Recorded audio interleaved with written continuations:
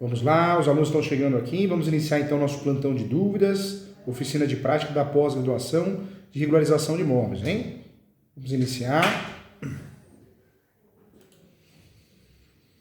Todas as plataformas sendo liberadas.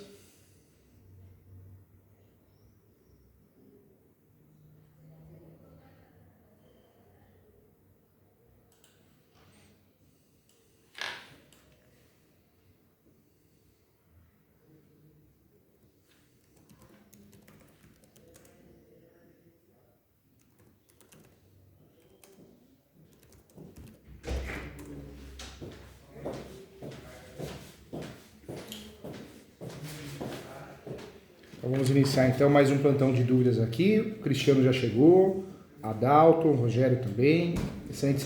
Excelente terça-feira para todos, tá? Vamos iniciar então mais um plantão de dúvidas aqui com muito carinho.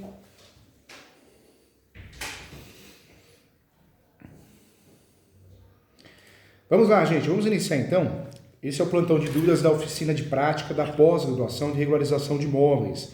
A única pós-regularização de imóveis no Brasil, de fato, que trata de relações de regularização registral e regularização administrativa, que pouco advogada sabe trabalhar com isso. Então, uma pós bem diferente, não é uma revisão de direito civil, igual muitos cursos, né, vendem, né?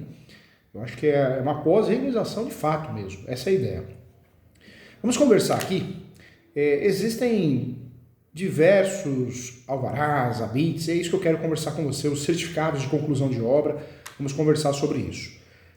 Vamos começar pelo alvará. O alvará, gente, o alvará de funcionamento, de fato, é um documento que autoriza uma empresa a exercer suas atividades em determinados locais, de acordo com as normas estabelecidas, e é concedido pela prefeitura ou órgão governamental municipal. Então, é importante a gente falar sobre isso.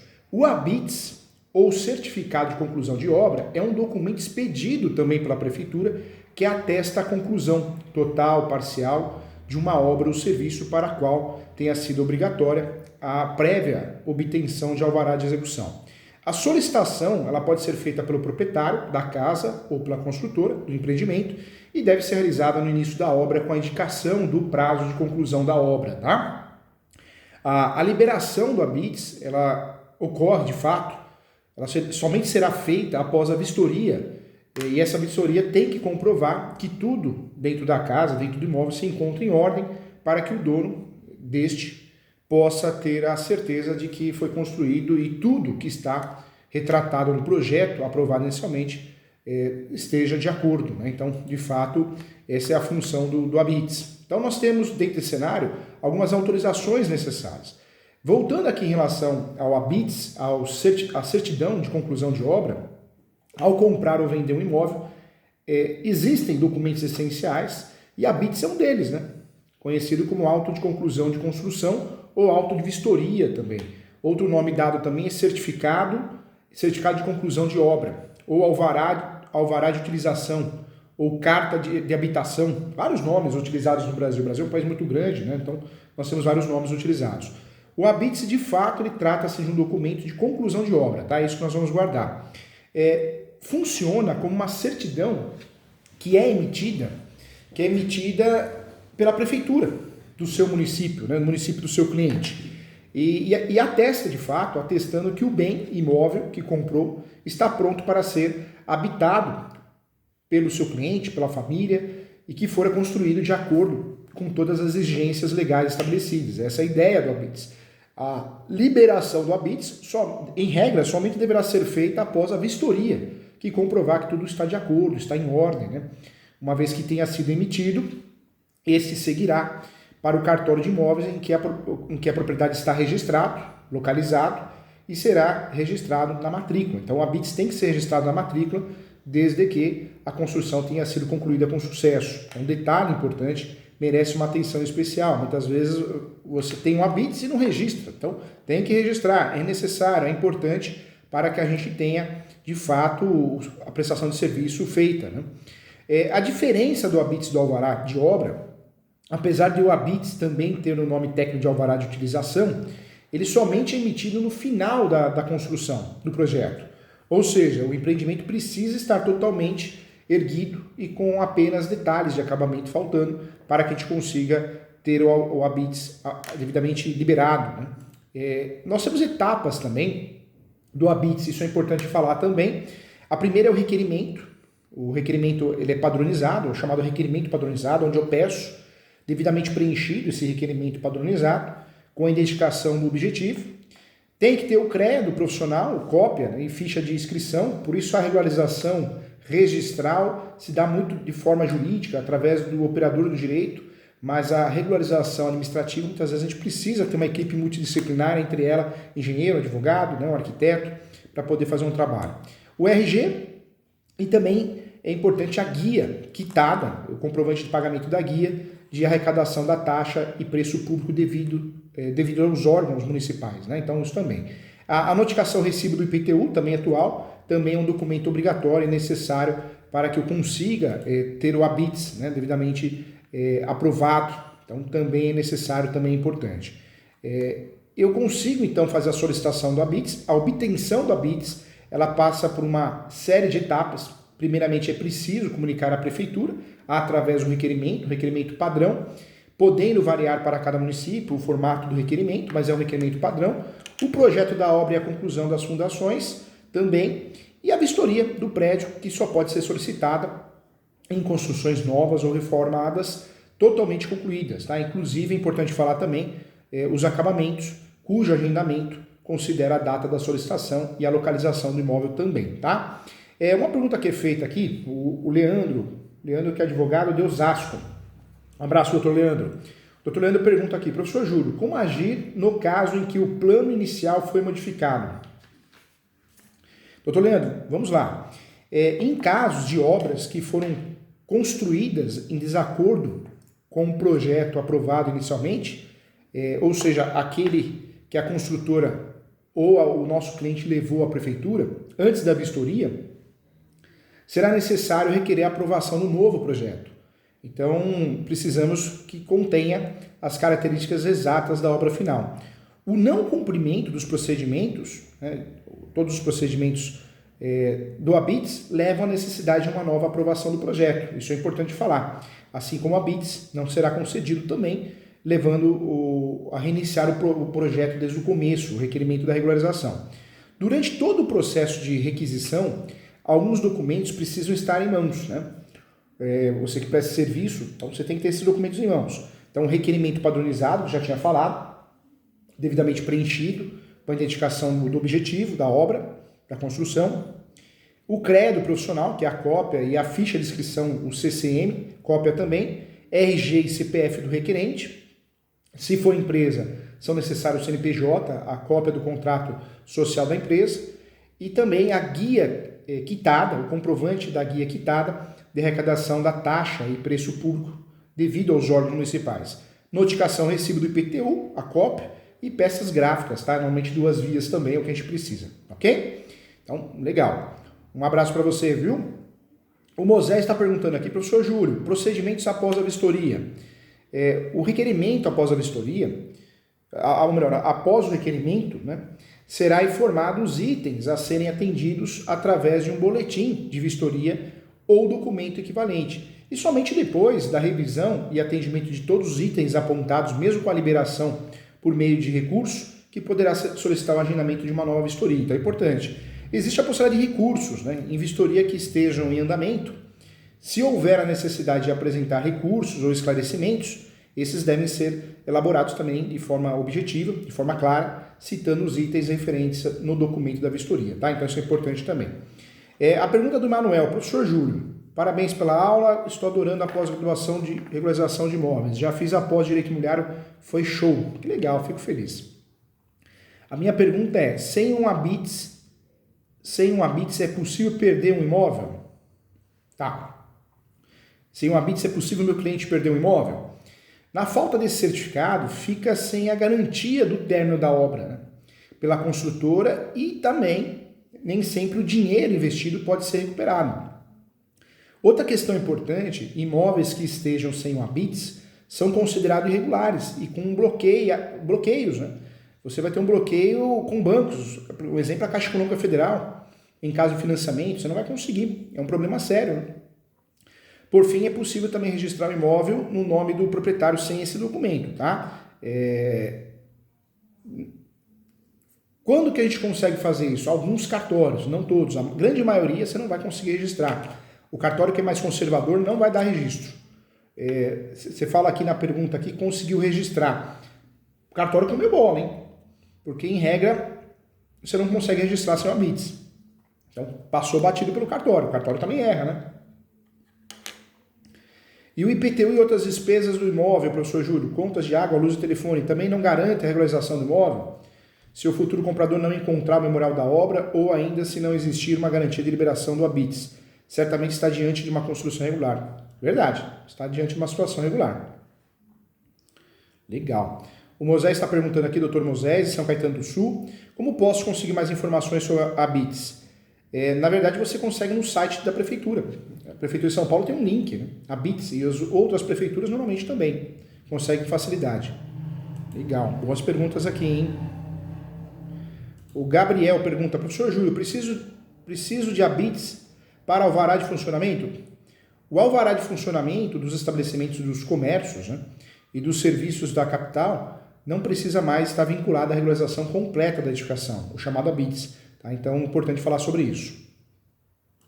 O Nelson está perguntando, o que deve constar na alvará? CPF, RG, né, documentos originais e cópias da pessoa responsável pelo negócio, o setor, quadro e lote, também chamado de SQL, do imóvel, né? E a escritura do imóvel e contrato de locação, se for o caso. Tá? São os documentos necessários. O Moisés pergunta aqui, professor Júlio, qual que é o outro documento que equivale-se ao ABITS? Na verdade, o ABITS é o certificado de conclusão de obra. É o documento que atesta o imóvel, ele está habitável. Enquanto a certificação, ela tem outros nomes, né? O certificado de regularização também tem outra nomenclatura que nós já falamos aqui. É o documento equivalente ao auto de conclusão, ou ABITS, tanto faz, ou auto de vistoria, ou alvará de conservação também. O Nelson está perguntando, professor Júlio, quando de fato é liberado o ABITS? O Nelson, doutor Nelson, o ABITS ele deve ser emitido ao finalizar a construção de uma propriedade. Por isso também é chamado de auto de conclusão de obra, né, o auto de conclusão, mas também quando for realizado alguma reforma que altere o seu projeto inicial também, tá bom? Boas perguntas hoje, hein? Gostei, hein? Outra pergunta que eu gostei aqui, eu separei aqui do Nelson novamente aqui. O Nelson hoje tá craque nas perguntas aqui. Professor Júlio, pode ter IPTU sem ABITS? A decisão recente do TJ de São Paulo, também de Santa Catarina, foi bem clara e trouxe um raciocínio, por analogia, condizente com a nossa tese, né? Que não pode haver cobrança de IPTU predial sem ABITS, porque não existe autorização para habitação. Então, em regra, não. Decisão do TJ Santa Catarina e São Paulo também. Então, em regra, os tribunais impedem a cobrança de IPTU antes da expedição do ABITS, tá bom? O Gabriel está falando aqui, Gabriel. Professor Júlio, é um absurdo o valor do ABITS.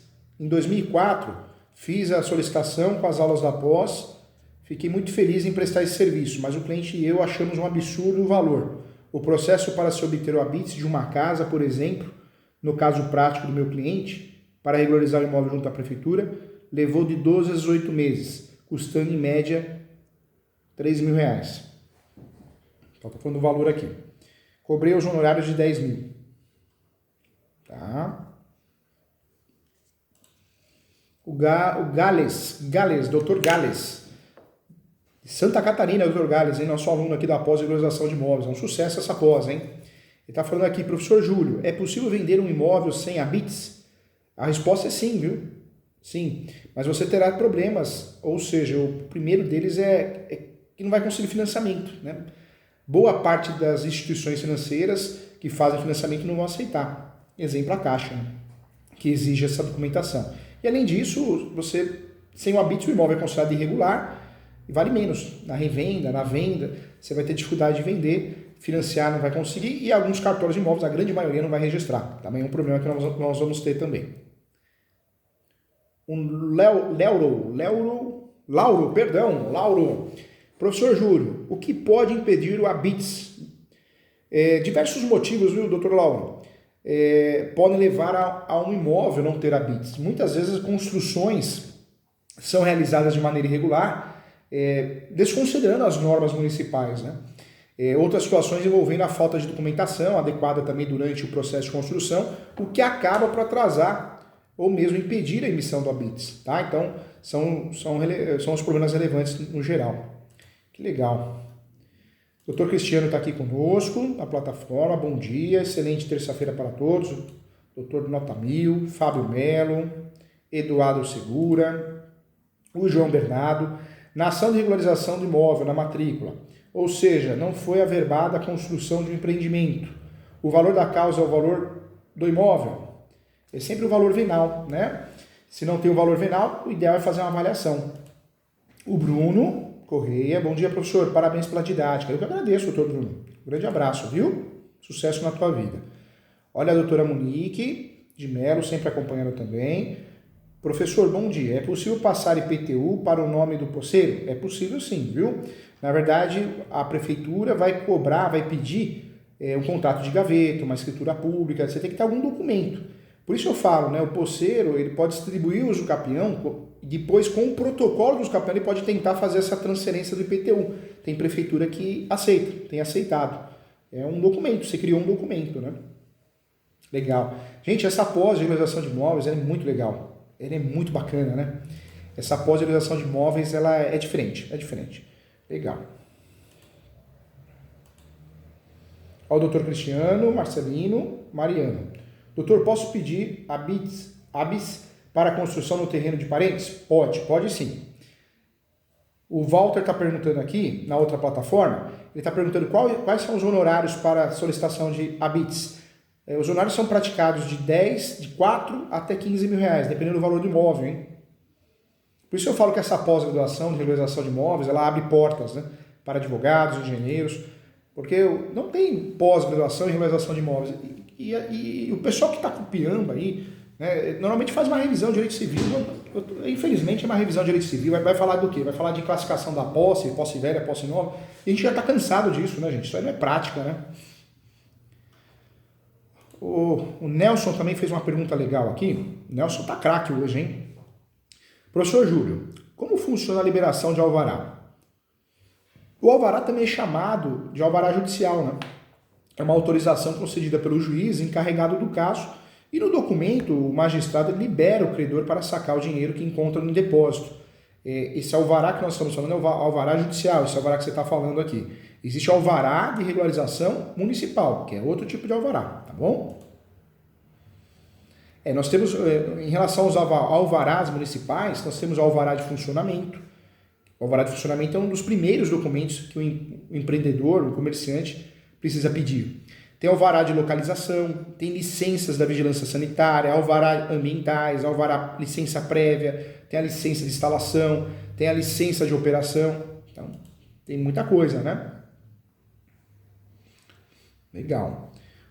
O Thales está perguntando aqui, professor Júlio, quais são os tipos de alvará de funcionamento e licenças mais comuns? Doutor Thales, um alvará é um tipo de documento que é expedido por um órgão competente, normalmente o município, pode ser outros também. Geralmente, no contexto brasileiro, essa documentação é requerida nas instituições públicas e uma vez que o responsável por autorizar e fiscalizar o funcionamento das empresas de uma cidade é justamente o poder público, tá? Os principais alvarás e licenças, nós temos alvará de licenciamento, licenças da vigilância sanitária e os alvarás ambientais também, tá bom? O Gabriel perguntando como funciona o alvará de funcionamento. O alvará de funcionamento, Gabriel, é um dos primeiros documentos que o comerciante, o empresário vai solicitar para funcionar, de fato. Esse documento ele é emitido geralmente pela prefeitura, pelo município, e tem validade de 2 anos, segundo algumas legislações brasileiras, tá? Algumas legislações municipais. As atividades econômicas brasileiras que envolvem circulação de pessoas, elas precisam desse tipo de autorização pública para o funcionamento. E o alvará, entre outros milhares, né, é um documento obrigatório exigido por leis fiscais também, tá bom? Já o alvará de localização, para uma empresa, para um comércio ser aberto no Brasil, é preciso avaliar a disponibilidade do endereço, né? Em São Paulo não é tão comum, mas você pega que nem Tocantins. Tocantins tem regiões que você não pode abrir uma escola, não pode abrir um comércio, é muito bem desenhado isso no plano diretor. Então, você não consegue, né? Você não consegue, inclusive, cadastrar o CNPJ naquela localidade, né? Essa regra, ela atrapalha, porque às vezes você acha o ponto e fala, aqui eu vou montar um restaurante, mas ali naquela região não pode montar um restaurante, um exemplo, tá? Então, tem estados, tem municípios, você pega Tocantins, quando eu quero falar de Tocantins, o estado, eu estou falando de Palmas, a cidade de Palmas, né? Já a vigilância sanitária é diferente, né, doutor Gabriel? É um tipo de alvará, ele é mais específico e a sua obrigatoriedade está condicionada ao gênero da atividade econômica, né? Que será, em regra, exercida pelo empreendimento. Geralmente esse documento ele é emitido e serve para segmentos que podem oferecer algum risco à saúde, restaurantes, laboratórios, farmácias, hospitais, clínicas, né? São exemplos mais comuns das empresas que devem solicitar e também obrigatório. Já o alvará ambiental, isso também é bem interessante falar, o Conselho Nacional no Meio Ambiente, o CONAMA, órgão responsável por adotar medidas consultivas e deliberativas também sobre o meio ambiente, define uma licença ambiental também de forma obrigatória, como um ato administrativo pelo qual o órgão ambiental competente estabelece as condições e restrições, né? O Conselho também define sua resolução para quais atividades econômicas o alvará ambiental ele é exigido, ele é obrigatório. E eu gosto sempre de falar isso nas aulas também, a ausência do tipo de alvará ambiental por parte das empresas listadas, né, nessa resolução, resulta em punição na lei de crimes ambientais. Então, você vê como o alvará ambiental ele é necessário, porque senão você comete um crime, né? Então, é importante. A Gabriela, professor Júlio, estou adorando a pós-graduação de regularização de imóveis. Logo no primeiro mês que comecei a fazer a pós, já consegui pagar a pós-graduação inteira. Que legal, doutor Gabriela, parabéns. O Robson, né? Saiu dois Robson, mas acho que é um Ró só. Também fala aqui que está gostando muito da pós-regularização de imóveis. O Gabriel falou que fez a pós de Direito Imobiliário e adorou. O Rubens falou que fez a pós de Direito Civil e Processo Civil, que gostou muito e está fazendo a segunda pós na Escola Superior Universitária, na ESO. Legal. O Jorge Henrique, advogado de Manaus, está fazendo a pós de Direito Penal e a pós-graduação de imóveis. Legal. O Gabriel está fazendo a pós de Direito Registral Notarial. Ele está falando aqui que ele é oficial de cartório de imóveis em Goiânia. Legal. Muitos alunos de Goiânia, hein? Muitos alunos de Goiás, que legal. A Maria pergunta aqui, doutora Maria, pergunta, licença prévia pode ser requerida durante o planejamento do empreendimento? Pode sim, em sua fase inicial, ou ainda para alterar ou ampliar a estrutura de um estabelecimento. Esse tipo de alvará, ele certificará se a empresa segue critérios ambientais para a construção de um negócio, tá? Emanuela, professor Júlio, a licença de instalação, o que é? A licença de instalação certifica que o projeto está em conformidade com as leis vigentes e nessa etapa o início da obra no terreno são autorizados de forma legalmente, tá bom? O Ronald, ai meu Deus, desculpa, errei aqui, Ronald, o Ronald está falando aqui, professor Júlio, a licença de operação é uma licença, como o próprio nome indica, libera o funcionamento do empreendimento? Sim, uma vez que a empresa atendeu os critérios básicos, né, e obrigatórios definidos em lei para planejar e instalar seu negócio, você tem essa licença. Então, ótimo, legal. O Rogério está perguntando aqui, professor Júlio, o que comprova o ABITS? O ABITS é um documento emitido pelas autoridades municipais ou órgãos competentes que atesta a conclusão da construção de um imóvel e sua adequação às normas regulamentares vigentes, tá? Legal. Que bacana essa aula, hein, gente? Que bacana, hein? Que bacana. Olha a Núbia aqui, a Núbia chegou, hein? Legal. Bom dia, Núbia. O Nelson, doutor Júlio, bom dia. Estou comprando um imóvel, um apartamento. Quais documentos e certidões devo solicitar ao proprietário do imóvel para que possa ter uma negociação clara e segura? Nelson Yoshida.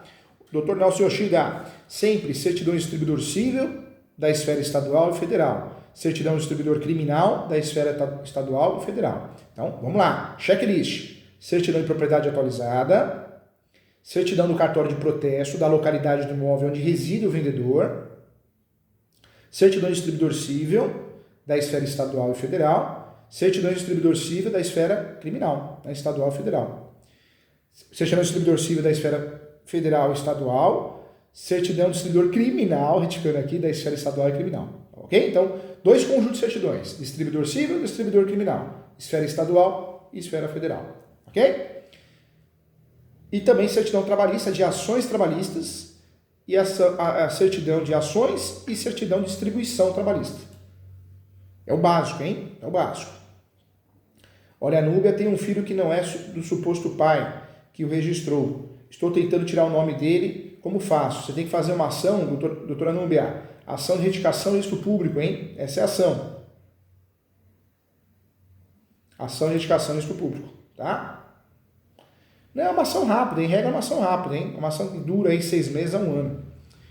Legal, gente. Chegamos ao final de mais um plantão de dúvidas da oficina de prática da pós-graduação em regularização de imóveis. Lembrando que tem a pós de uso capião também.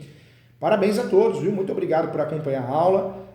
Todas as plataformas aqui. Que legal. Sala lotada. Isso é muito bom. Isso é muito legal. Agradeço a todos. Siga o professor nas redes sociais, no canal do YouTube. Se inscreva no meu canal, professor Júlio César Sanches. Se inscreva no canal do ESO, né, da Escola Superior Universitária. Entre lá no site da Escola Superior Universitária, veja as outras pós-graduações, muitos cursos gratuitos, tá bom? Digita no Google, portal ESO, ESU, aí você tem acesso e consegue acessar o site. Muito obrigado a todos, um bom trabalho, hoje é terça-feira, sucesso a todos, muita saúde, paz e amor, tá bom? Muito obrigado.